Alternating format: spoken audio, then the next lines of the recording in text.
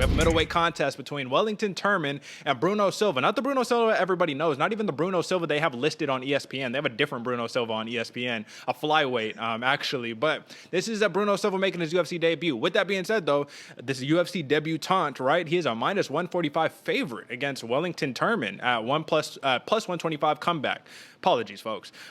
Here's the thing, AJ. I have to just say that Wellington Turman, no slouch. Absolutely not a slouch, man. And in his last fight, which was against Andrew Sanchez, a real beast of a fighter in Andrew Sanchez, he was winning until he wasn't. And that just seems to be the case in MMA. We already know how it goes. But with that being said, man, I don't know too much about Bruno Silva. I'll be honest with you. I checked out some YouTube clips, man, some M1 Global fights, man. And I'll tell you, if there's one thing that stands out to me, AJ, I want to know what stands out to you personally. But what stood out to me was the athleticism of Bruno Silva. This dude is just like an athlete. Like if he was a basketball player, dude might have like a 40-inch vertical. Like his flying knees are something else. And when he drops those big haymakers, it's not pretty. So with that being said, what stood out to you just in a little bit of film review that you did from Bruno Silva? Yeah, I had to struggle to find some clips from him as well. I was watched a lot of his last fight against Frolov. Sorry, excuse me, he's Russian.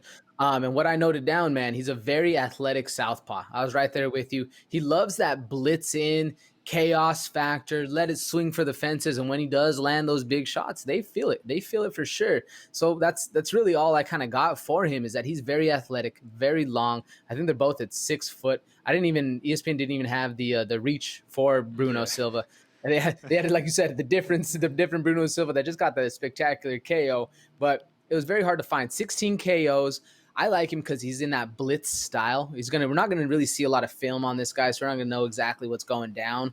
But very athletic, very fast, very strong, and like I said, that blitz karate style, it makes it very hard to counteract and counter time those shots coming in.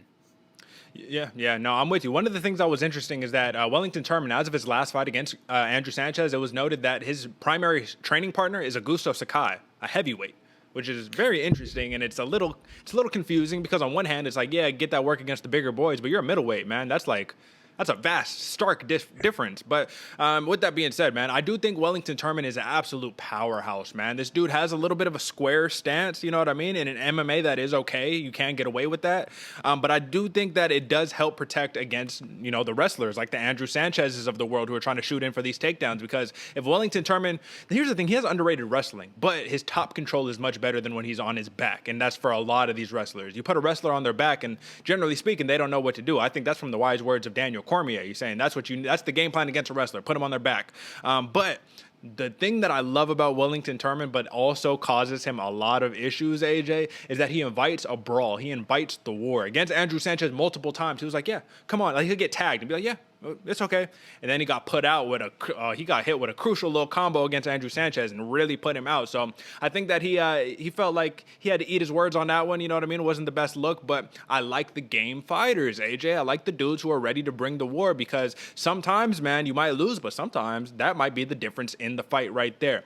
I will say his 1-2 and his 2-3 are probably his best combinations, man, and he'll throw them in sequence too. Like he'll hit you with the 1-2 and then he'll hit you with that right cross, left hook, and it's going to be a long night, man. But like we both kind of already noted, man, we just haven't really seen enough from Bruno Silva. So this is going to be kind of a toss-up simply because you got a under-the-radar dude who, on a show like this where that's our job, is to study the under-the-radar dudes. He's still under the radar, so it's going to be a little bit tough.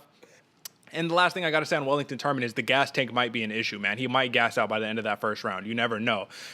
With that being said, AJ, who do you have and why on this Wellington Turman versus Bruno Silva matchup? Yeah, Derek, you hit the nail on the head for Wellington Turman. I have the exact same stuff. Very snappy front kick. Gas tank is a bit of a problem, and when he starts to throw, because he loves to engage, that head stays a little still. We saw what happened against Andrew Sanchez. But for me personally, Derek, I'm going Silva. I'm going Bruno Silva with the KO. I think it's going to be a very fast-paced fight, back and forth, very, very exciting. But at that same point, when the fight starts to get exciting, Turman likes to leave his hand up, or his hands down low, his head up high, leads to bad shots, especially when the dude is blitzing in on you, and he's a very powerful southpaw. Those are shots you don't see coming. You get tagged, go to sleep. I got Bruno Silva, KO, round 2. Who you got and why?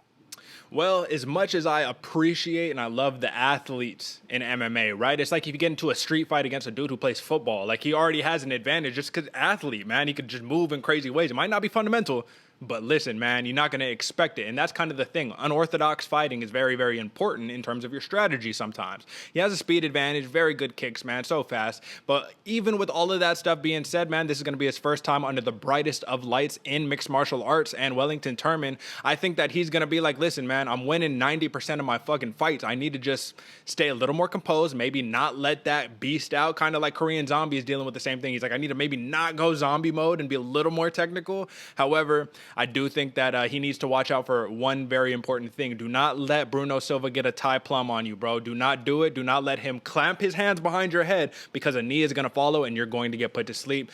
However, with all that aside, Wellington Turman, unanimous decision to win, man. Let's get that, you know what I'm saying? Big win against the dude who hasn't seen it, hasn't done it, has not been in UFC. M1 Global is something. But listen, man, you see what their situation is. It's like a little cage net on the bottom and boxing ropes on the top. Welcome to the octagon, my guy. You know what I'm saying? But let's move on to the